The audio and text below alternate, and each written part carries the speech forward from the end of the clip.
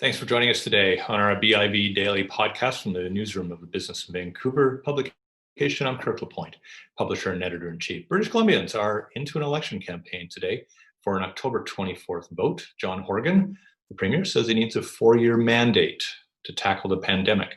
His party's standing is better in the polls than it is in the legislature in a minority government with the Greens, but it's worth examining his party's prospects with Mario Canseco, president of Researchco, a public research firm. He writes for us at Glacier Media, a regular on this podcast. Good to have you with us. Great to be here, Kirk.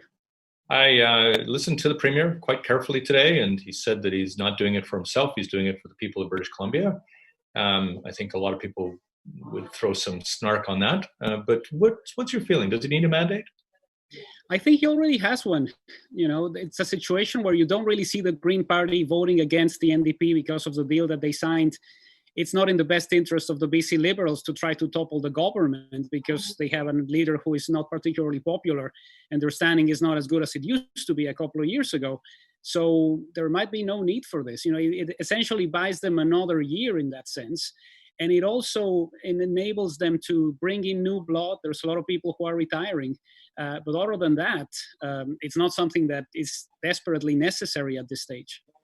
Yeah, the Premier said he agonized over it. He wrestled with it a long time. He obviously was getting some conflicting information about whether it was a good idea or not. But you study political scientists as much as anyone would. Does the kind of early criticism about calling an election at what seems to be an inappropriate time stick come election day? It can go both ways. You know, we have an example at the federal level when Stephen Harper's Conservatives toppled Paul Martin's Liberals at the end of 2005, and the election that happened in early 2006 with a campaign that spanned the holidays led to Stephen Harper becoming prime minister.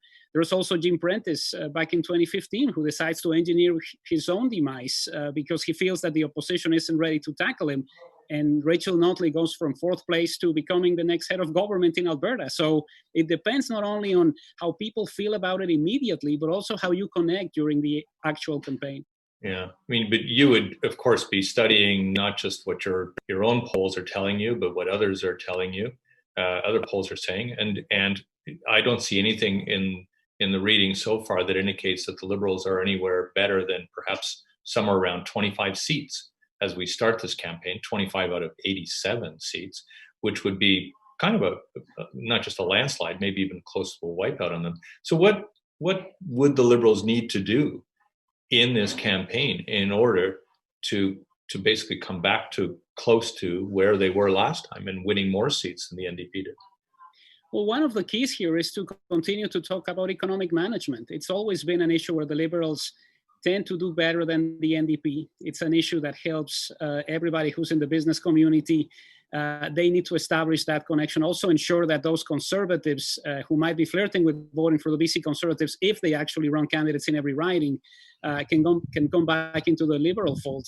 One of the key aspects here is how do you present Andrew Wilkinson as somebody who could conceivably be the next head of government in an election that takes away the opportunity to have town hall meetings, meet and greets, kissing babies, shaking hands.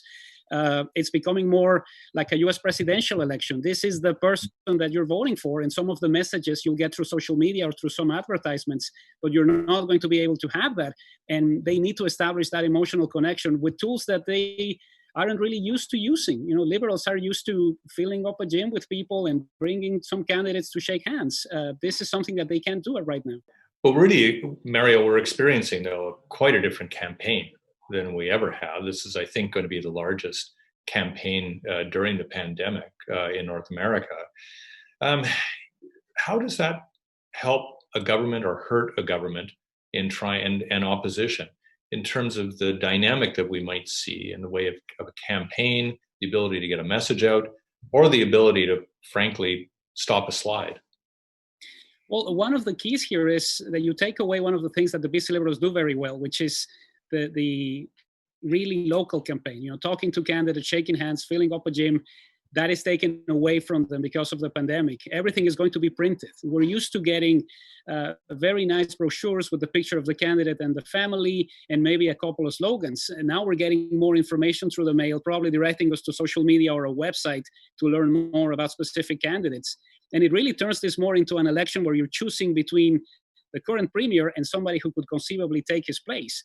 It makes it more complicated, particularly from a local angle. We haven't really seen a lot of people who are going to be doing campaigns the old-fashioned way, because you don't want to be seen as somebody who's jeopardizing our role in curbing this pandemic. But it's ultimately a situation where the importance of the leader and the things that they say is going to take precedence. We're not going to have a lot of events where the leader goes to your right and shakes your hands and meets some other people. It's not going to happen that way. And in terms of the media coverage in this case here, what will we see in the way if there isn't the same sort of access media have to leaders and to candidates? What is there left here? Well, what we have is a lot of social media, a lot of electronics. There's a lot of people who are trying to figure out what is going to happen in this election without the tools that we used to have in olden times. What's interesting now, and this is a difference between 2013 and 2017, when social media was only used by a handful of activists and a lot of young people. Now you have more Generation Xers, more baby boomers who are active on social media, and they are going to require those channels to get to know the candidates and to try to figure out who they're going to be supporting. It's a different ballgame there, but it's also crucial not only for the parties to get those messages out there in those venues, but also to have something that is consistent and to look into some of the people who are important. It's not only the Twitter account for a specific political party that needs to do things, but also people close to them who need to be following that line. And it's going to be more difficult now because there's more scrutiny, and there's going to be more people who are going to go to social media to try to figure out who to vote for. And with the high emotional quotient that occurs on social media, of course, you get these extremes, the extreme on one side being hope, the extreme on the other side being fear.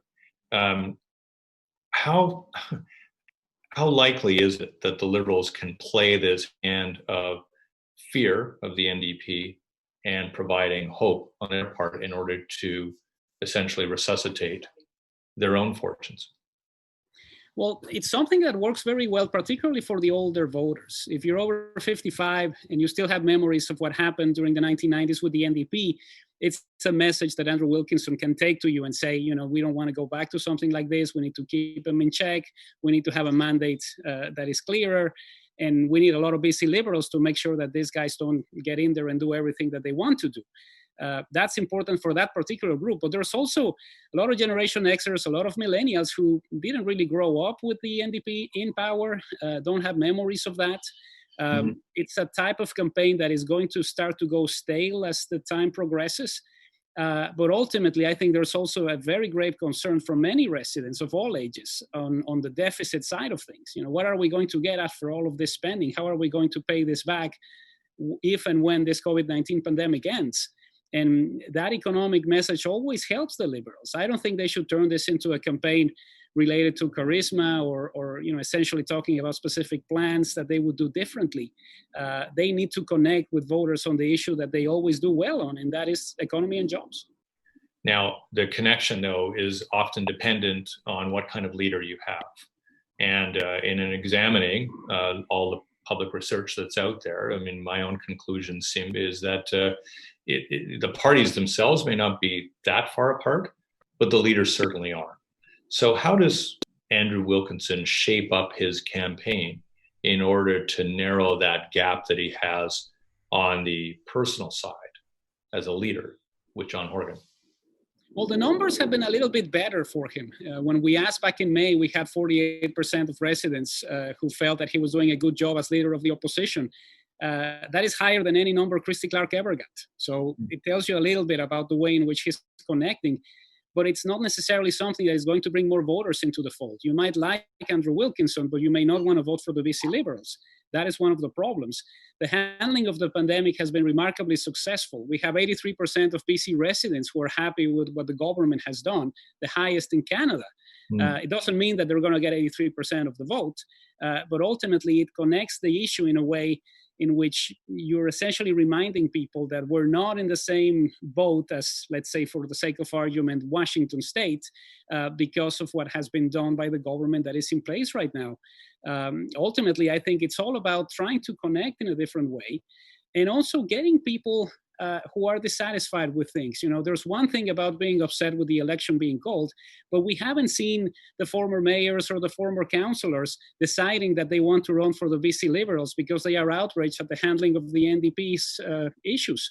So unless we start to see that in the next couple of weeks, it's going to be difficult to establish this as a movement. Yeah. Mario, always good talking to you. Always good to have you on the podcast. Thanks a lot for your time today. Thank you, Kirk. Anytime. Mario Canseco is president of Researchco. It's a public research firm. He writes for us also at Glacier Media. Check out his work at BIV and elsewhere on the Glacier Media chain. I'm Kirk LaPointe, publisher and editor-in-chief of Business of Vancouver. Thanks a lot for watching. Join us again.